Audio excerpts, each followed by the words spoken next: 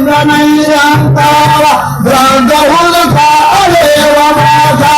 ga bangu kuma ga majewayi ba ka canza da buɗi yayi duniya gyara gida lalle mulki ya ka Muhammadu Allah